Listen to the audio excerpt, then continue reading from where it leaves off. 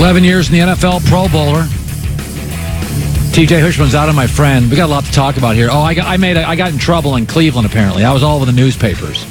Because I said, I got to throw this Odell Beckham thing at you.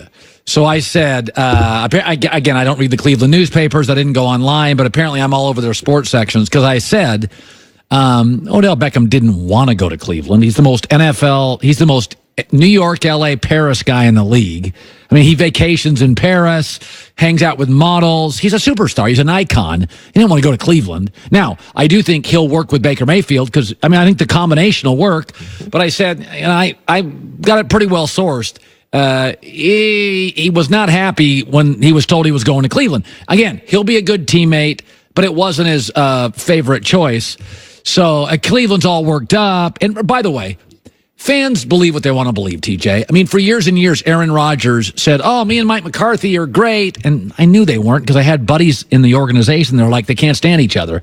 So fans believe what they want to believe. Do you think Odell Beckham is just gloriously happy to be in Cleveland? No. He's not going to say he isn't happy. But no, he wanted to go to the Rams or the Patriots. Simple as that. Yeah. And you go to Cleveland, it's like, oh, man. But when you examine it, it's actually a good thing.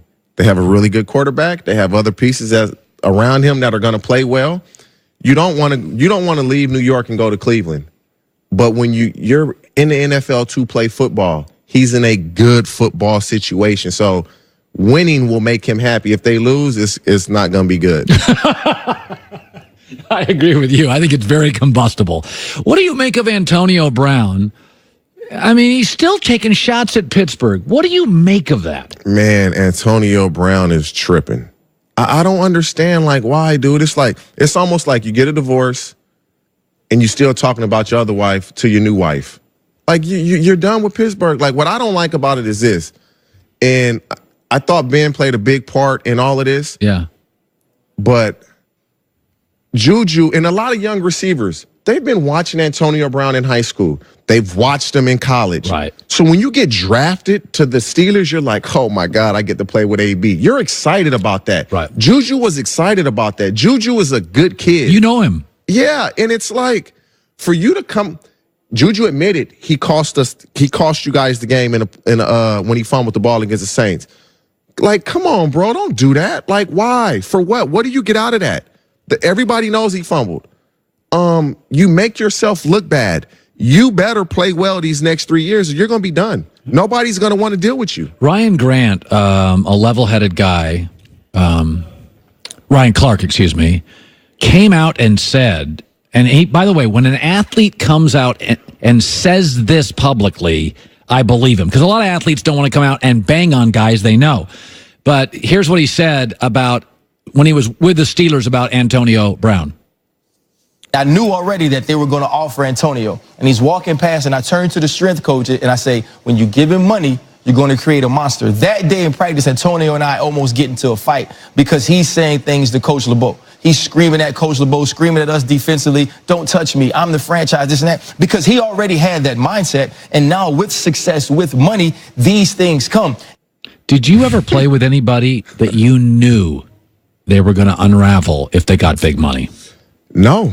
I wouldn't say. I mean, the only person I played with that people would think was that way was Chad. Right. Oh, Chad. And he wasn't like that. Not like Chad is not going to just throw a teammate or a former teammate under the bus like that. Not publicly. He might say it in practice or he might say it in the locker room. But publicly, no. And to me, I've always believed money doesn't change you. It just reveals who you always wanted to be. That person now comes to the forefront. Like, Ryan Clark would know. You spent time in that locker room. Like, if I was on that defense and I was Ryan Clark or Ike Taylor or Palomalu and he did that with Coach LeBeau, I would have just hit him. What you going to do to me? Like, in a play, I would just hit you. What are you going to do? Like, come on, man. Like, I just don't understand what he gets out of doing this to Juju. Well, okay, you're upset that he said Ben was a leader. What else is he supposed to say? They're teammates now. Oh, I agree with everything Antonio Brown said about Big Ben. Of course I'm going to defend my quarterback because he's my quarterback. I'm not going to go against my quarterback because you want me to. I'm not doing that. Crazy.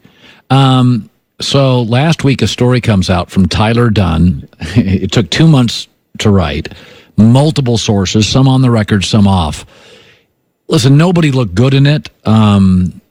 McCarthy looked like he had kind of checked out. Aaron looked petty. What did you make of the Rodgers stuff where he froze out receivers? And I mean, we can say, well, it's just anonymous sources, but people don't write articles to make crap up. I mean, it did look, at one point, Mark Murphy told Aaron Rodgers, hey, we got a new coach coming. Don't be the problem. Like, they're tired of his stuff. I don't think it made Aaron look great. The thing is this, and McCarthy drafted Alex Smith, or he played a part in drafting Alex Smith over Aaron Rodgers. Over Aaron. So once he became Aaron's coach, in the back of Aaron's mind, he's like, what was this guy thinking drafting him over me? So immediately, Aaron Rodgers goes into it saying, McCarthy really don't know what he's doing because he drafted a guy over me in the same draft when he could have picked me. So anything that Mike McCarthy did during their tenure together that Aaron did not like, it went back to, oh, yeah, I knew he didn't know what he was doing because he drafted Alex Smith over me. Don't you have to get over that stuff? No, you never get over that. That's always in the back of your mind, always. You do something I don't like, I'm going to always go back to that. Yeah, but back of your mind is different than freezing out people because you're still holding a grudge. I wouldn't say, I don't know if the freezing out thing, because a quarterback, to me, what I'm going to do, throw the ball away, throw an interception, take a sack. You know, I mentioned this. Do you remember this, Joy, during the year? Because Joy and I just started working together. Was it August or July? So we worked the whole football season together. Right. And one of the things I kept hitting on, I said, Aaron Rodgers led the NFL this year in throwaways, like by a large number. And I said, timeout. He's got a good O-line. My theory was he's throwing the ball away, and what he's telling you, he's calling out McCarthy with his play as if that's a crap play. I'm just going to throw it away. And when you read that story, it felt like, oh, okay. I mean, it felt like when I started reading that story, I'm like, not that he was tanking games. I'm not saying that. But Aaron was trying to prove a point sometimes instead of extending drives. And that could be the case. But this is the thing you point out, don't be a problem, Aaron.